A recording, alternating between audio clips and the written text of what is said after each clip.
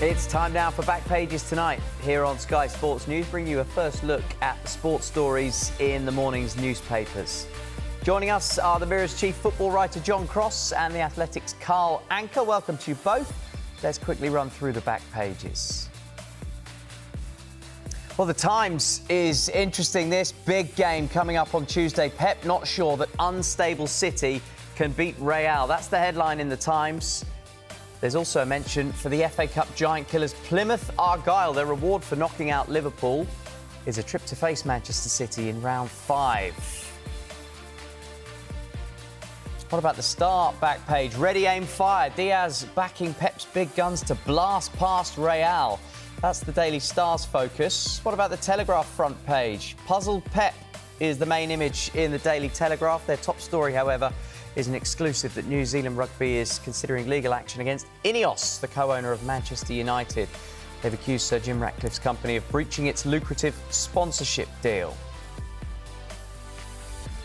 Well, on the Guardian website, there is a big focus on the big championship story. Blackburn Rovers reluctantly allow manager John Eustace to hold talks with Derby. Will he swap the playoffs for a relegation battle? Well, let's start with the big tie in the Champions League and another instalment of the rivalry that emerged in this competition between Manchester City and Real Madrid.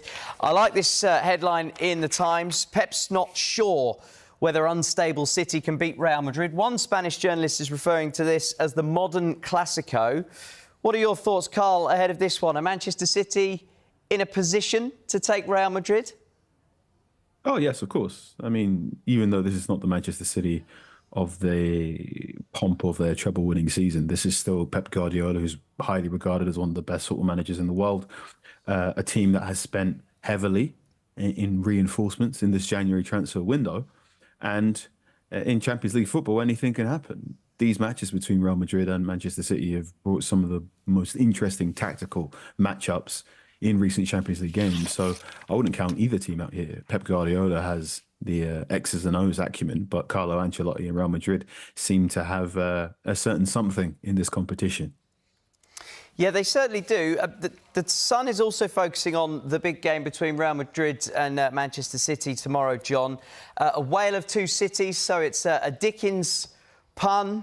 City fans have enjoyed the best of times this season. They've had the worst of times. What's your view ahead of this game?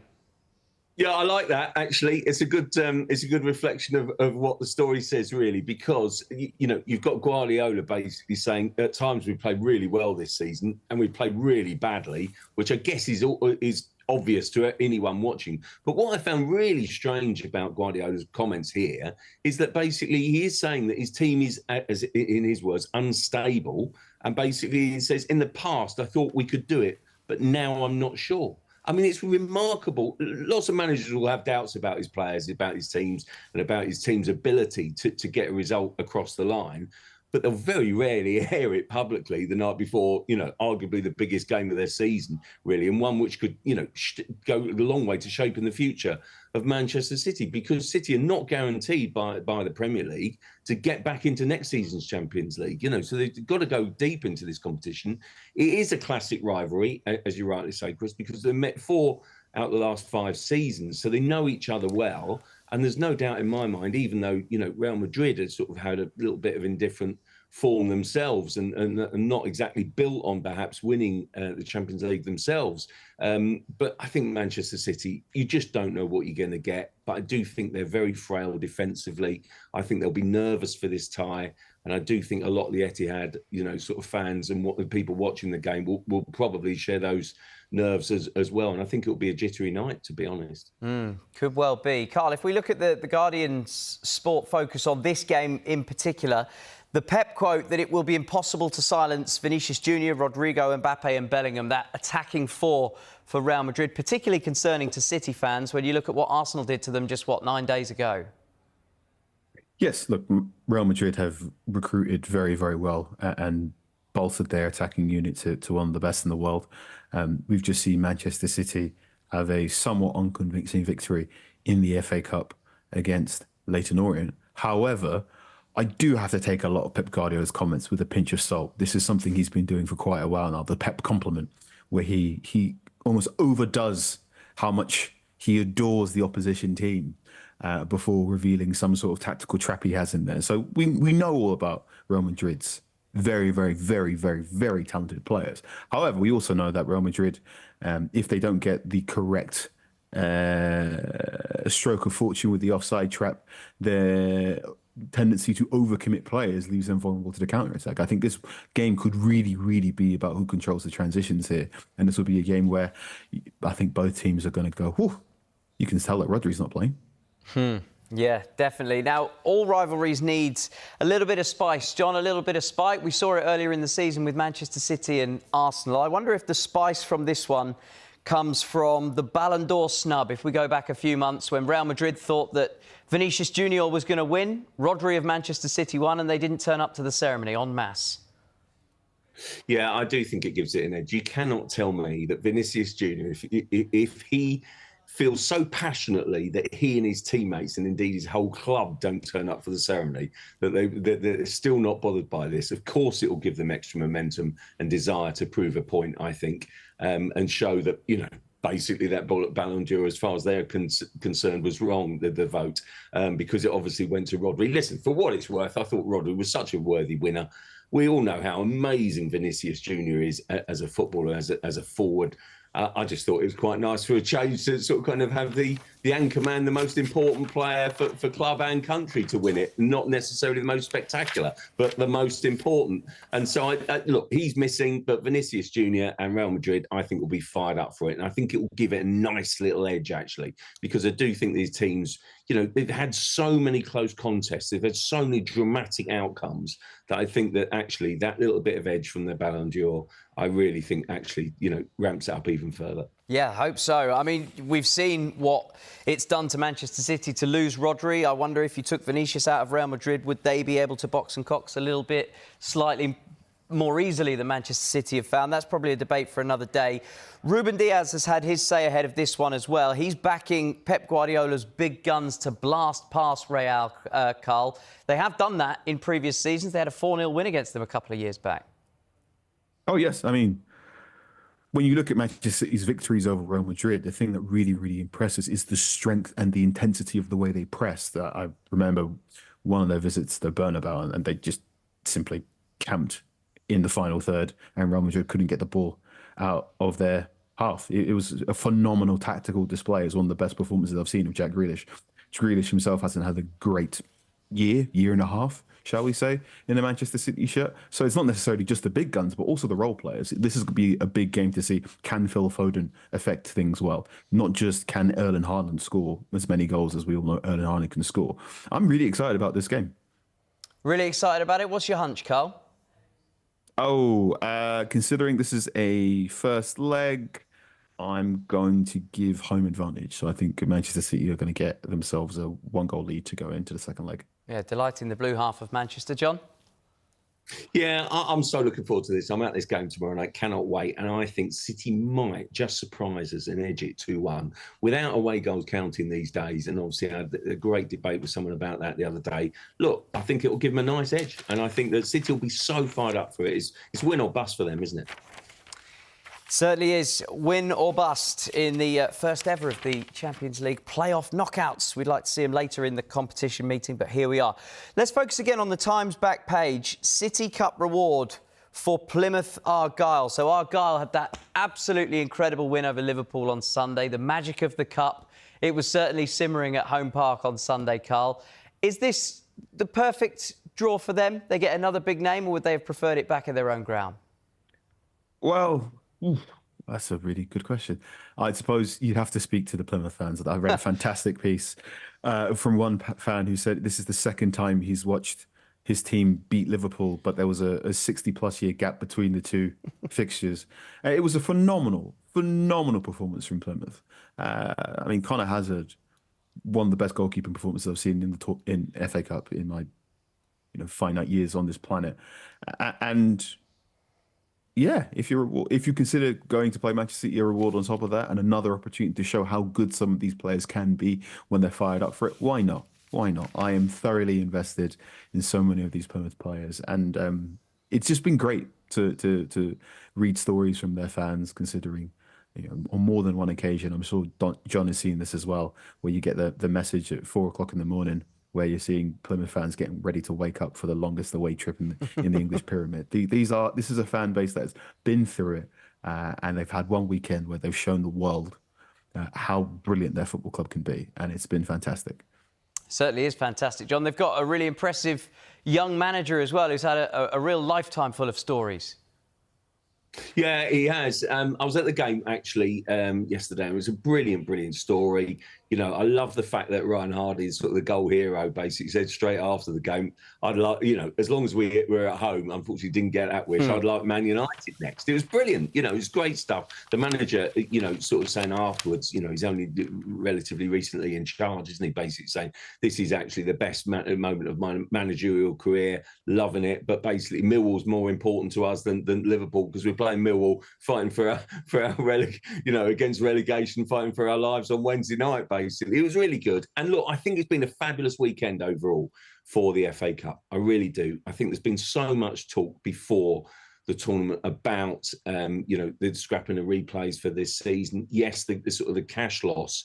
And what the sort of lower division clubs will lose out of that from the replay, from the kind of cash pot, is certainly a massive blow. And I still think that sort of the big guns in the Premier League should address that. They haven't done yet. More fall on them, really. But I do feel as if the way that it's structured, it going straight to penalties, focuses the mind. I think you're seeing better cup ties, more exciting cup ties. Ties aren't really going. We saw a couple on Saturday go to penalties, but not too many. And honestly, I think it's been great. I think the FA Cup is alive and well, especially when we get sort of kind of the smaller teams at home, potentially inflicting the giant killings on the big boys, really. But, fifth round gets serious, some nice draws in there. And I think it's been a great few days for the FA Cup. And long may it continue. Speaking of cup rewards, Queen's Park knocked out Rangers from the Scottish Cup, and their reward is a big tie in round 6 against Aberdeen. We're going to take a quick break. When we come back, we'll look at more of the sports stories in the morning's papers, including this in the Times. Could there be some injury relief for Spurs and Ange Postecoglou after a disastrous week? Stay with us. Chief football writer John Cross. Let's focus on Tottenham and Ange Postecoglou, who has taken a lot of the back pages over the past couple of weeks. Dreadful week for Tottenham Hotspur. But Ange Postecoglou is hoping that he'll be able to bring back 3 big names over the weekend. James Maddison, Guglielmo Vicario, Destiny Udogie. They need something, don't they? Because he's admitted, Carl, they're absolutely exhausted, flat on their feet. Yes, it's been quite a difficult week for Spurs. Watching the game against Aston Villa, you were seeing players like Son and Kulusevski just really struggle to get to that 4th or 5th gear that you can see them at their best. This wasn't the Spurs that was so impressive towards the start of last season as well. There's been a lot of conversation about the injuries and how the medical team addresses the huge injury pile-up. I think the majority of the injuries currently at Spurs are muscle injuries, which suggests something isn't quite going right, and there's probably use of the term red zone a lot as well. But if they can get more than the 11 to 14 players fully fit out there, maybe Ange Postecoglou can bring about more of a positive change, because they really need it. It was a really disappointing defeat against Aston Villa on the weekend. He's given his players a couple of days off, John, to go and recharge. Hopes that he has these 3 additional bodies in the building come the weekend. He needs to see a turnaround on the field as well. Yeah, he does. It's the classic story. I do like it in the Telegraph there, that basically when things are going badly, the outrage of giving players 2 days off, but my word, they need a rest. Because honestly, I do feel for Postecoglou in as much as that he has had a lot of demands on the players. He's had a lot of kind of, those injuries, and at times he has been into double figures. With missing players. But there is this debate, isn't there, about Postecoglou, and he sort of kind of, started up after the Aston Villa game and that defeat, and that sort of kind of the cup exit, the second in the space of 4 days, about kind of, is he sort of kind of getting a fair deal? I have to say, I do think Postecoglou's getting it wrong here. I think that basically this is Tottenham Hotspur we're talking about. They're 14th in the table. They've lost 13 Premier League games this season. In any other year, under any other circumstances, the Tottenham manager will be gone. absolutely gone. They've now crashed out of the Carabao Cup, going out of the semi-final stage, now out of the FA Cup. So they're pinning all of their hopes on returning players and the Europa League. And I find it actually baffling that basically not more is being made, frankly, of the injury list and why those injuries are occurring. We know the way that Postecoglou sets up his teams. We know that he's physically demanding and how much they press, and they're incredibly exciting to watch. I'm a big fan of his, I have to say. But he works those players hard, and surprise, surprise, they're getting injured. And I sympathise he hasn't got the biggest squad in the world and as big as some of their rivals. But honestly, the results have not been good enough. And I admire Spurs fans actually for sticking with him. I know they're sort of kind of targeting Daniel Levy is the kind of target number one of their ire at the moment. But I actually think they've given Postecoglou a very, very fair ride, be very understanding. And I actually think the Spurs fans actually to stay this loyal through an incredibly difficult season has been remarkable. I have to ask you both about the comments that Postecoglou made as well about media agendas against his team and the way that the media have reported on the difficulties that they've faced. Is there an agenda against Tottenham Hotspur, Carl? You can tell by the sound of my voice. My response to this is always what takes things past the point of opinion and towards an agenda. And I think Mr. Crust has raised a very, very good point. Yes, this is a Tottenham team that has a lot of injuries, but if you are playing a style of football that asks for a very, very highly intensive press and is relying on 2 or 3 individuals to make sure that press works and to make sure huge amounts of ground are being covered, surely it's best to cover them up in cotton wool in between games rather than to play these players into the ground. A lot of what Tottenham do when defending against the counter-attack relies on Mickey van der Ven's hamstrings coping with the load. Now, we're talking right now, and we are far past the point of the amount of games played from this Spurs team is far past the point of what they played last season.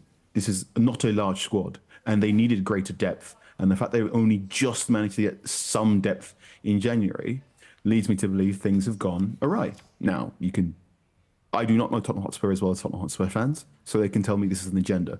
But there are very legitimate questions from people on the outside looking in going, what on earth is going on at Tottenham Hotspur? Because it's quite baffling. I wonder if there could be a silver lining with Tottenham having to go to the well, John, in a sense that we're seeing so many young players, teenagers, getting key minutes because they have to, because they don't have enough bodies on the ground. Next season, perhaps even the season after that, could we see the fruit of all of this?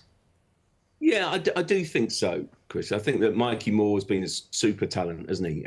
He's potentially an England sort of star of the future. I do think he's a great player. Archie Gray, I think personally, would have learned so much from this. Classically, I think he's regarded long-term as a 6, but I think that basically in playing in both full-back positions, even filling in at centre-half, I think that's a football education right there. And I think he's going to be a really good player. I actually get it with Ange, what he's saying, that basically says, if you trust in me and trust in these players, they'll come out the other side and be a stronger team for it. You see, there I go again with my, Spurs agenda, really. I think if there is an agenda, I think it's pro-Postecoglou. I actually think there's some sympathy and understanding there. He's very good, actually, with the media. He does a lot pre-match. He's not so good when in front of the cameras, win or lose post-match, I have to say, because he struggles, I think, really to kind of, really sum up what he thinks and what he believes and what he says after games.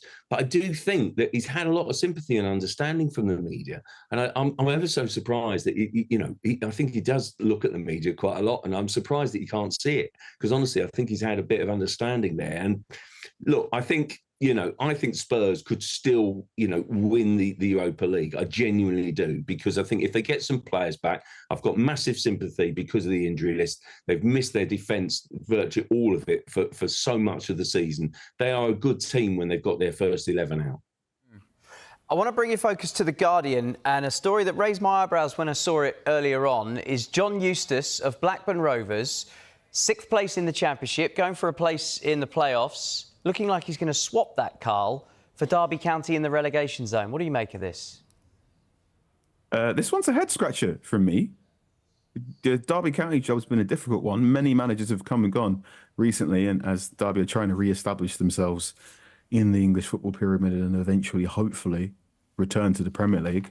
And I can only tell you that it's due to Eustace's playing history with Derby that's part of the appeal. John would know more than me. Can you help me make sense of this one? Well, I think it's interesting, Carl, isn't it? That basically, what I think Eustace has had talks with Blackburn, and the inference being that he doesn't think that Blackburn can give him the guarantees of ambition and kind of determination to push the club forward, to convince him to stay. So he clearly thinks he's got better long-term options at Derby County. Listen, they're two massive clubs, aren't they, in the Championship? Mm-hmm.